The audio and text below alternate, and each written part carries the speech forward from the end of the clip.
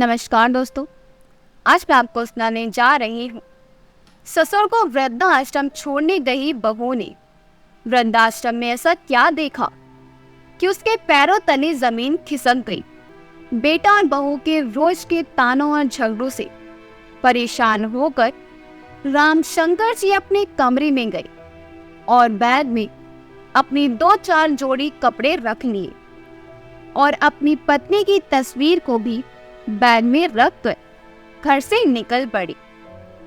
उनके कुछ दोस्त वृद्धाश्रम में रहते थे। उनसे उन्होंने पहले ही बात कर ली थी कि वह भी अब वृद्धाश्रम में आना चाहते हैं, क्योंकि वह अपने घर के रोज रोज के तानों और झगड़ों से परेशान हो गए थे। इसलिए उन्होंने मजबूर होकर वृद्धाश्रम में जाने का मन बना लिया था। सुबह का समय था जब रामशंकर जी अपने घर को छोड़कर बैग लेकर निकल रहे थे। उनके बेटे बहू डाइनिंग टेबल पर बैठ करके चाय पी रहे थे। एक भी बेटे बहू ने उनसे यह तक नहीं पूछा कि आप अपना सामान लेकर कहाँ जा रहे हैं, क्यों जा रहे हैं, और ना ही उन्हें रोकने की कोशिश की। अपने बेटे बहुओं के व्यवहार से परेशान होकर रामशंकर जी अब वृद्धाश्रम जाने का मन बना लिया था। पिछले 6 महीनों से रामशंकर जी अपने दोस्तों से मिलने वृद्धाश्रम आते रहते थे। वृद्धाश्रम में उनके और भी बहुत सारे मित्र भी बन गए थे, क्योंकि सभी साथ बातें करते थे, योगा करते थे, चाय नाश्ता भी साथ में करते थे। घर की अपेक्षा उन्हें वृद्धाश्रम में बड़ा ही सुकून मिलता था।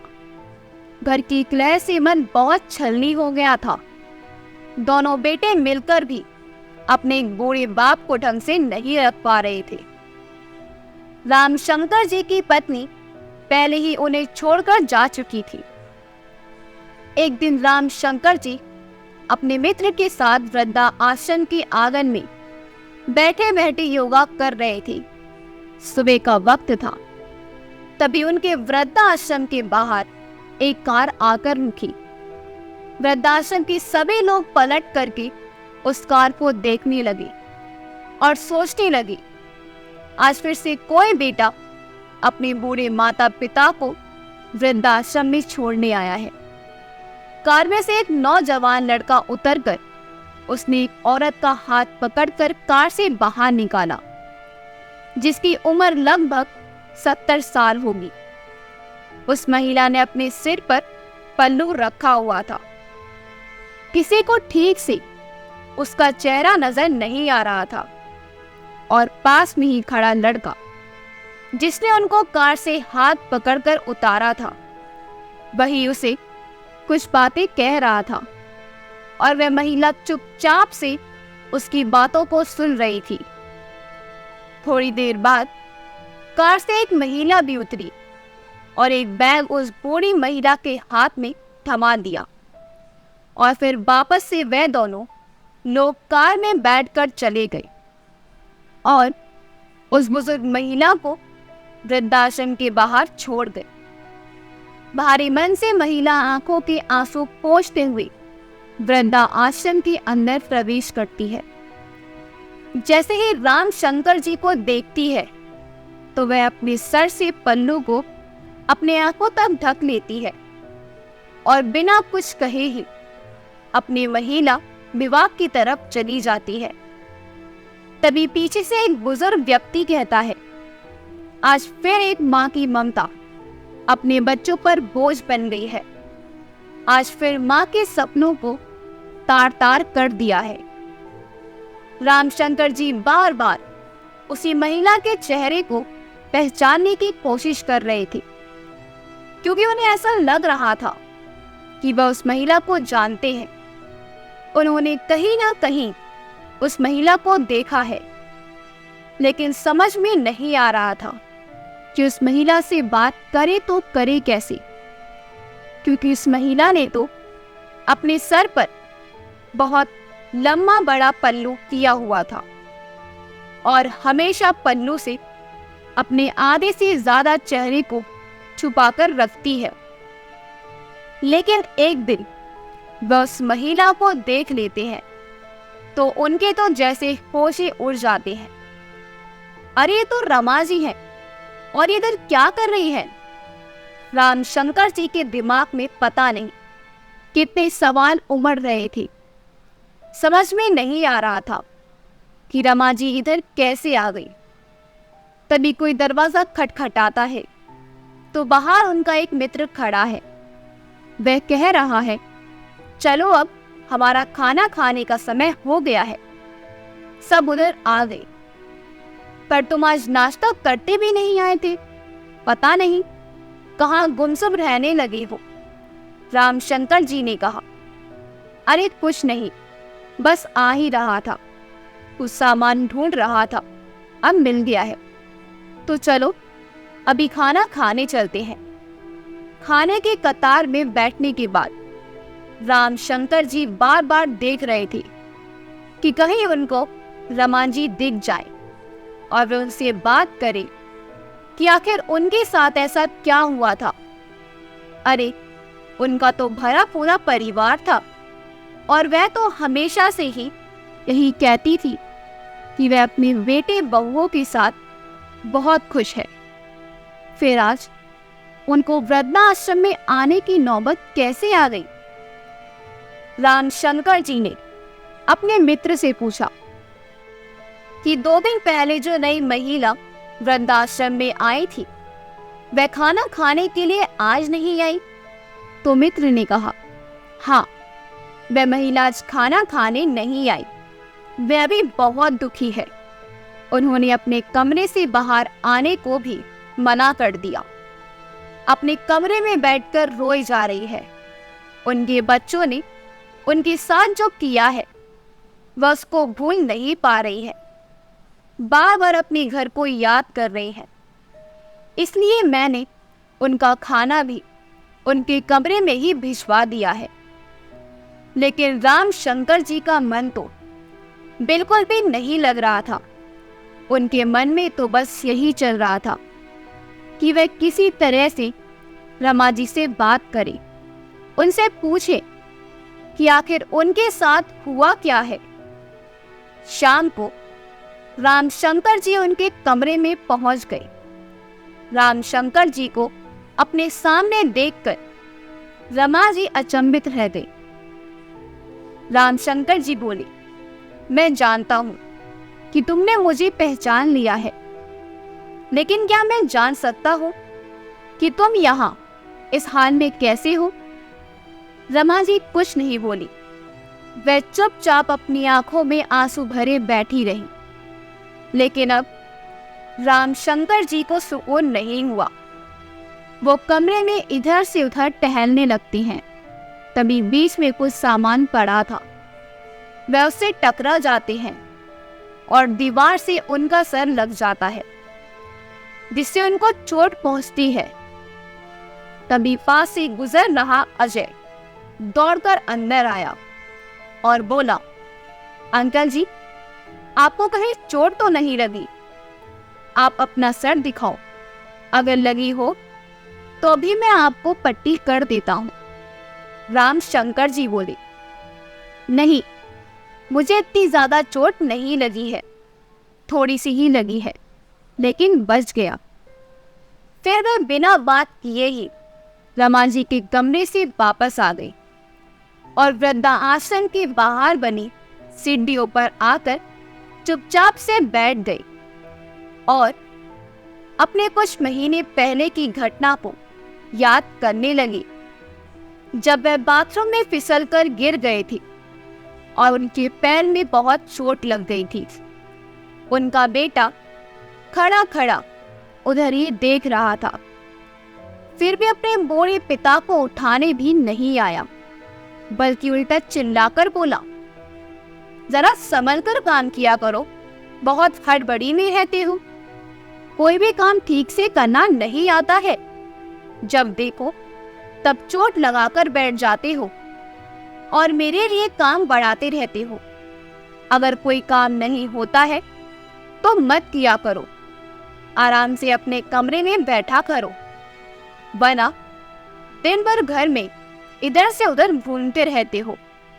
यह नहीं कि चुपचाप से एक जगह बैठे रहो। एक दिन राम शंकर जी का चश्मा टूट गया। वह अपने बेटे से बोली, बेटा मेरा चश्मा ठीक करा देना, टूट गया है, ठीक से दिखाई नहीं देता है। तब भी बेटा बहू दोनों ही चिल्ला पड़े कि बस चारपाई पर बैठे बैठे खर्च बढ़ाते रहते हैं, कुछ काम धाम तो करते नहीं, बच्चों की तरह हरकतें हो गई हैं। और ऐसा ना जाने कितनी बार रामशंकर जी को अपने बेटे बहू से अपमानित होना पड़ता था। अपने पुराने ख्याल में खोए हुए थे कि तभी उनके एक बुजुर्ग मित्र आते हुए दिखाई दिए और वे बहुत ही खुश नजर आ रहे थे। रामशंकर जी ने उनसे पूछा, क्या बात है रामलाल, आज बहुत ही खुश दिखाई दे रहे हो? रामलाल जी कहते हैं कि हाँ, आज मेरे बड़े बेटे का जन्मदिन है, इसलिए मैं आज बहुत खुश हूँ। और उसने खबर भी भिजवाई है कि आज वह मुझसे मिलने आएगा, इसलिए आज मैं बहुत खुश हूँ। मित्र की बातें सुनकर रामशंकर जी नाराज हो जाते हैं और कहते हैं कि तुम उस बेटे के लिए खुश हो रहे हो जो बेटा अब तुम्हें वृद्धा आश्रम में छोड़ करके चला गया है और साल में बस 5 मिनट के लिए तुमसे मिलने के लिए आ रहा है। रामशंकर, गुस्सा मत करो, कम से कम मेरा बेटा मुझसे मिलने के लिए तो आएगा ना, मेरे लिए यही बहुत बड़ी बात है। लेकिन रामशंकर जी अपने मित्र की कोई बात नहीं सुनते और अपने कमरे में चुपचाप से जाकर बैठ जाते हैं। अब ये कोई रामशंकर जी या रमा जी की बात नहीं है कि सिर्फ उनकी ही जिंदगी में वृद्धा आश्रम का दर्द है, बल्कि वृद्धाश्रम में हर एक रहने वाले हर बुजुर्ग की कोई ना कोई कहानी है, कोई ना कोई उनका दर्द है। बिना किसी बड़ी वजह के तो कोई वृद्धा आश्रम नहीं आता है, कोई भी अपनी मर्जी से वृद्धा आश्रम नहीं आता है जब तक कि वह अपने नाक तक थक नहीं जाता है। सबकी अपनी अपनी दर्द भरी कहानियां हैं, लेकिन सभी बूढ़े लोग अपनी उन कड़वी यादों को भुलाकर अपनी जिंदगी को बिता रहे हैं। यहाँ पर कुछ लोग समय के साथ साथ समय के हिसाब से खुद को बदल लेते हैं और खुश रहने लगते हैं, और कुछ लोग तो ऐसे होते हैं जो हमेशा ही अपने बच्चों को याद करके आंखों से आंसू बहाते रहते हैं। और उन्हीं में से ये 2 लोग ऐसे थे जो कि बार बार अपने घर परिवार को याद करते रहते थे। उनके मन में अपने घर के लिए लगाव भी था, लेकिन उसी घर में रहने वाले बहू बेटों के दिए हुए घाव भी थे। एक दिन रामशंकर जी को वृद्धाश्रम का एक व्यक्ति आकर के बताता है कि उनके बेटे उन्हें लेने आए हैं, तो वह गुस्से के साथ साथ हैरान भी होते हैं कि आज उनके बेटे उनको कैसे लेने आ गए। वृद्धाश्रम के ऑफिस में जाते हैं तो वहां पर अपने दोनों बेटों को देखकर चौंक जाते हैं। गुस्से से अपने बेटों से कहते हैं, तुम दोनों इधर क्यों आए हो, चले जाओ उधर से, मुझसे मिलने की कतई जरूरत नहीं है, मैं यहाँ पर खुश हूँ। तभी बड़ा बेटा आकाश कहता है, पिताजी आज मेरे बेटे का पहला जन्मदिन है और घर पर पार्टी रखी है, आस पड़ोस वाले और सभी रिश्तेदार आएंगे, तो आप भी उस पार्टी में आइए, अपने पोते को आशीर्वाद दीजिए। रामशंकर जी कहते हैं, अच्छा तो आज मुझे अपने बेटे के जन्मदिन के लिए नहीं बुलाने आए, बल्कि अपनी इज्जत को बचाने के लिए आए हो। अरे सारे रिश्तेदार आएंगे तो पूछेंगे तुम्हारे पिताजी किधर हैं, तो तुम लोग क्या जवाब दोगे, इसलिए मुझे बुलाने आए। तुम दोनों अभी के अभी इधर से निकल जाओ, मैं किसी के साथ भी नहीं आने वाला। तभी छोटा बेटा बातों की चाशनी बनाकर कहता है, पिताजी आप घर चलिए, वहां पर आपके मित्र भी आ रहे हैं, उनको भी मैंने पार्टी में बुलाया है, वे आएंगे और आपके बारे में पूछेंगे तो हम क्या कहेंगे? तुम लोग कितने स्वार्थी हो गए हो, जरूरत पड़ी तो बुलाने आ गए, वरना इतने महीनों से मैं वृद्धाश्रम में हूँ, तब तो एक बार भी मिलने के लिए नहीं आए और ना ही मेरी खबर ली। अरे मिलना तो दूर, एक फोन करके यह भी नहीं पूछा कि आप घर छोड़कर वृद्धाश्रम क्यों चले गए, और आज जरूरत पड़ी तो हाथ जोड़कर लेने के लिए आ गए हो। अब से यही मेरा घर है, मैं कहीं नहीं जाऊंगा अपने घर को छोड़कर। दोनों बेटे आपस में प्लान करते हैं कि पिताजी ऐसे नहीं मानेंगे, कुछ ना कुछ बड़ा करना पड़ेगा, तभी हम इनको अपने घर पर लेकर आ सकेंगे और रिश्तेदारों के ताने सुनने से बच सकेंगे।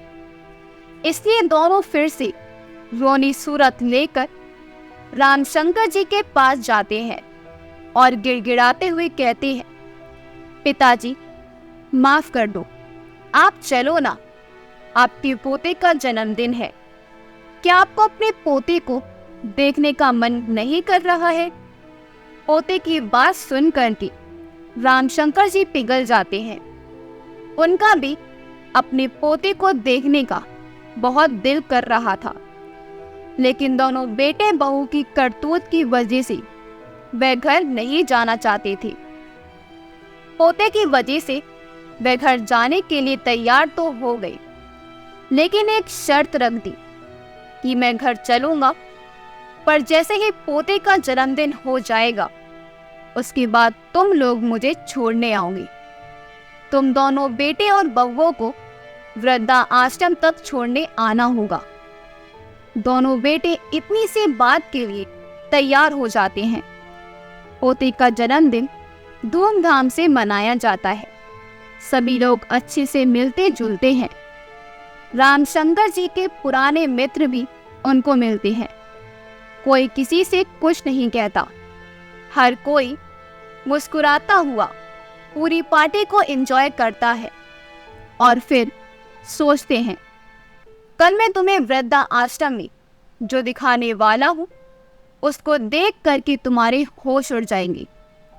रात में अपने घर में रामशंकर जी जैसे ही अपने कमरे में सोने के लिए जाते हैं तो उन्हें अपनी पत्नी कल्याणी जी की याद आ जाती है और वो अपनी पुरानी यादों में खो जाते हैं।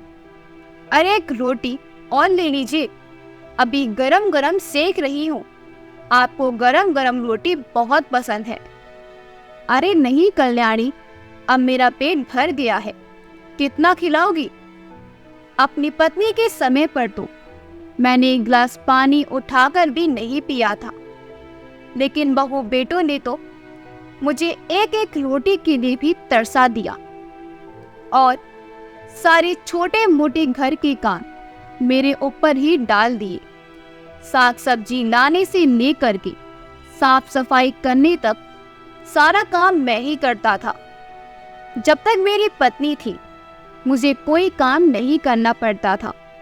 अपनी पत्नी की यादों को याद करते करते पता नहीं कब उनकी आंख लग गई और सुबह जब उठे तो बहू बेटी तो पहले से ही उनको वृद्धाश्रम छोड़ने के लिए तैयार थे।